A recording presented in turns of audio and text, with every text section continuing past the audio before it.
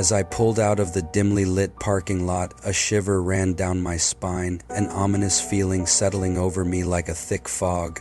The clock on my dashboard read 2:37 a.m., and the deserted highway stretched out before me like a desolate ribbon cutting through the darkness. Little did I know, this drive home would be unlike any other. As I merged onto the highway, the only sound was the low hum of my engine and the occasional crackle of the radio. But soon even that familiar companion fell silent, leaving me alone with my thoughts and the eerie stillness of the night. As I rounded a bend, something caught my eye in the rearview mirror, a fleeting shadow darting between the trees. I dismissed it as a trick of the light, but unease settled in the pit of my stomach like a heavy stone. Suddenly, the radio crackled to life, a burst of static breaking the silence.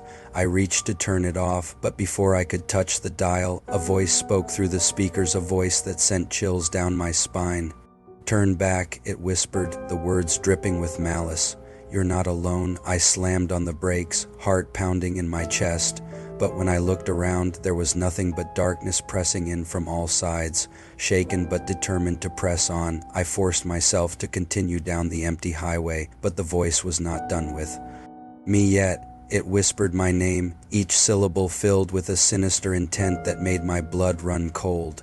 I tried to ignore it, tried to focus on the road ahead, but it was like a relentless echo, haunting every mile I traveled. As I approached a bridge spanning a churning river, a figure appeared in the middle of the road, a figure with hollow eyes and a twisted smile. I swerved to avoid it, heart racing as adrenaline surged through my veins. But when I glanced in the rearview mirror, the figure was gone, leaving behind nothing but the pounding of my own heart. Terrified and desperate to escape, I pushed my foot down on the accelerator, the engine roaring to life. As I sped down the highway, but no matter how fast I went, the darkness seemed to swallow me whole, enveloping me in its suffocating embrace. And then, just as suddenly as it had begun, it was over.